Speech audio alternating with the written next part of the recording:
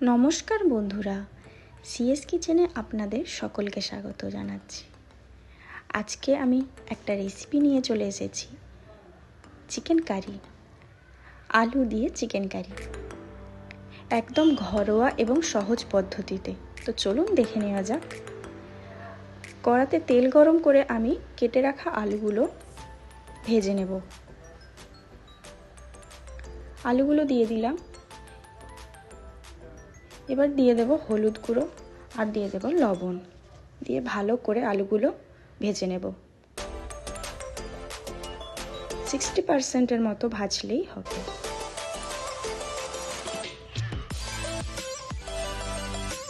আলুগুলো ভাজা হয়ে গেছে, এবার একটা পাত্রে উঠিয়ে নেব। এবার আমি চিকেনগুলো ওই তেলের মধ্যে আমি হালকা করে ভেজে নেব।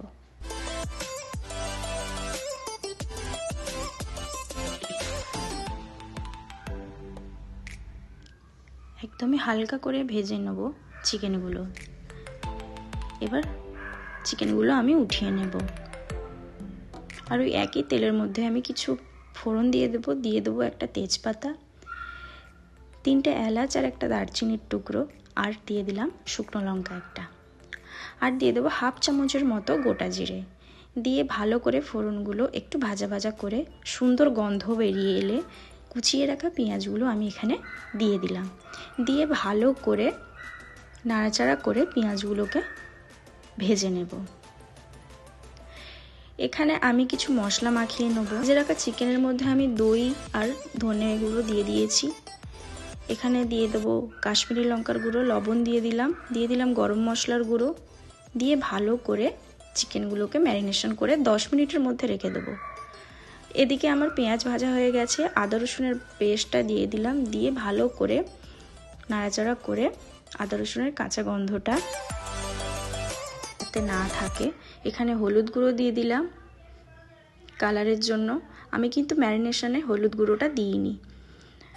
তারপরে আমি টমেটোর পেস্টটা দিয়ে দিলাম। দিয়ে ভালো করে নাড়াচাড়া করে আমি এখানে ঝালের জন্য লঙ্কার গুঁড়ো ইউজ করেছি। তারপরে ভালো করে কষিয়ে ভেজে রাখা আলুগুলো দিয়ে ভালো করে কষিয়ে নেব। ভালো করে কষিয়ে নেব আলুটা দিয়ে। তারপরে ম্যারিনেশন করা চিকেনগুলো আমি এখানে অ্যাড করে দিলাম। দিয়ে ভালো করে কষাতে কষাতে চিকেনের কালারটা দেখুন চেঞ্জ হয়ে আসছে।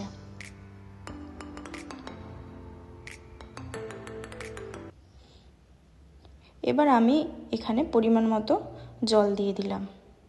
দিয়ে ভালো করে ফুটে উঠলেই আমি ওপর থেকে দিয়ে দেব ধনেপাতা কুচি। দিলেই আমার কিন্তু চিকেন কারি একদম রেডি।